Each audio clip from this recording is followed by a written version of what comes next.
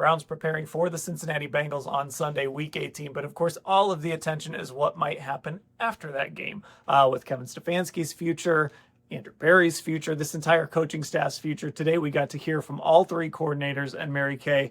They are kind of singing the same tune as the players and everyone else involved. The focus right now is just on the Cincinnati Bengals, and whatever chaos ensues after that, they're not worrying about. That's right.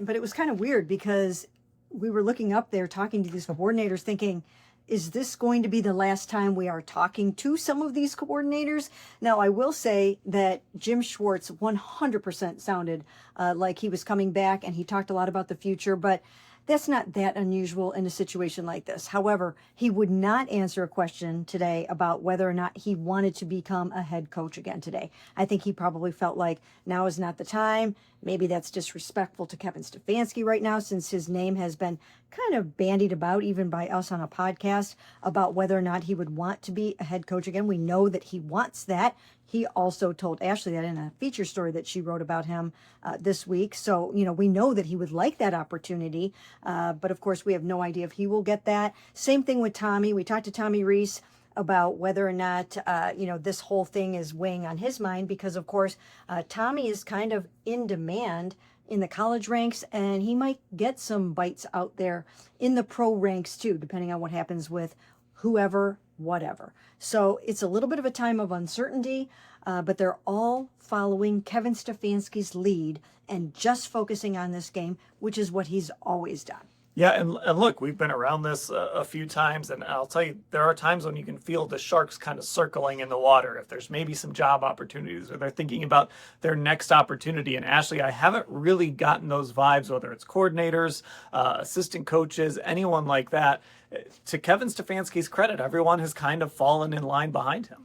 Yeah, I mean, we've talked about that on the podcast as well recently. It doesn't feel like these guys are getting up in these coaches and coordinator press conferences to give their elevator pitch about what they think philosophically, like why they should be hired, talking about their own futures in that way. So it definitely feels like the coaches, the players, everyone is kind of saying that same message about blocking out the outside noise, understanding why it's there, that sort of stuff is always going to be there, but really just focusing on the week ahead. And like we talked about yesterday, I do think that is a lot of Kevin Stefanski's influence. Now, someone else whose future is uncertain is Joel Bitonio. Of course, he'll again make a decision on if he's going to retire at the end of this season. And he spoke today.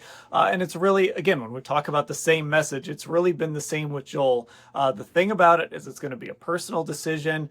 How much football actually plays into it, I guess we'll find out if he decides to come back and he decides to reveal that. But Mary Kay, Joel, once again, making this decision. Will he be back? Won't he be back? And frankly, probably trying to figure out, does his family want him to come back, or do they want Joel to come home and be a dad, be a husband for a little while? Well, because he came close to maybe not coming back this season, I think all of us have it in our minds that he's not coming back next year, that this was probably his swan song, but I don't know if that's the case. He played so well this year. I thought he should have made the Pro Bowl, hands down. He played at a very, very high level. He's very highly ranked on Pro Football Focus. I know the coaches had him very, very highly ranked.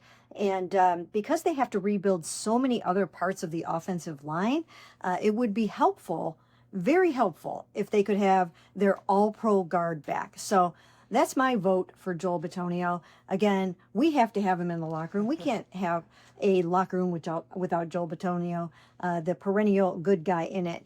So that's my vote. I think he's just tremendous, and hopefully someday I will get an opportunity to debate about him for the Hall of Fame. And of course, he'll be a free agent, so maybe the Browns can dangle one more big check in front of him to make him come back. But Ashley, another thing he did say today, and this is something you always hear retired guys talk about, because he was asked, do you regret coming back, even though because the record hasn't been what it is? And his point really was, even though you're not winning games, you're still in the locker room. You're still in the meeting room with the guys. You just can't replicate that stuff out in the real world. Yeah, and he even talked about that after the Bears game a few weeks ago, too. And I genuinely believe him when he says stuff like that. And, Mary Kay talked to him and talked to Joe Thomas last year. We know how influential that relationship has been for him. And I do think, like, watching everything that Joe Thomas went through with his career ending not on his own terms because of injury, and Joe kind of encouraging him throughout the years to, hey, play until you can't do it anymore. And I think Joel's been around long enough, obviously,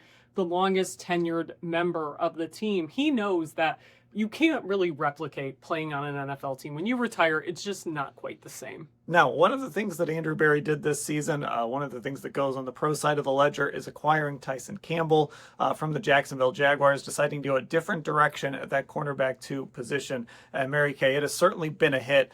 Tyson coming off probably his best game with the Browns. He's shown the physicality they like to have. He fits really well in this Jim Schwartz scheme, in this man-to-man heavy scheme. So we got a chance to talk to Tyson today, really for the first time extensively in a while. And he seems to be starting to fit in a little bit here in Cleveland. Yeah, he seems so much more comfortable. I remember the very first time we ever talked to him, and he was almost like the deer in the headlights, right? I mean, his head was swimming. All of a sudden, he just got traded, and he's in a new city, and everything was different right smack dab in the middle of a season. That is really hard to do. But he has played so well for the Browns, and I think that Tyson and Denzel make such a formidable cornerback tandem back there.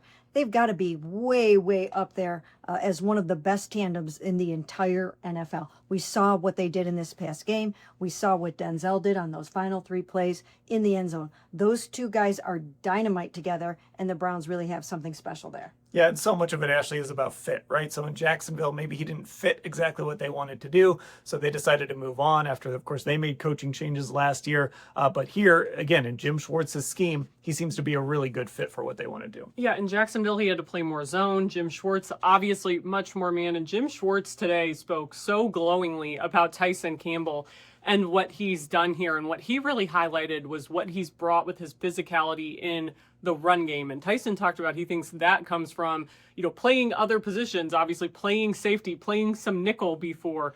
And obviously he physically is built to just be more physical. He's one of those guys that you get in front of and you're like, this guy looks like he could be a safety right now. He just is bigger. He offers something different than Denzel Ward, and they're a really good tandem back there. And by the way, speaking of Tyson Campbell and Denzel Ward, we also saw Martin Emerson walk through the locker room today, so don't forget about him. He's a free agent, but I'd imagine he'll be back. And again, if Jim Schwartz is here, the thought of having maybe those 3 physical corners together has got to get him excited. We will cover it all, of course, at cleveland.com/Browns.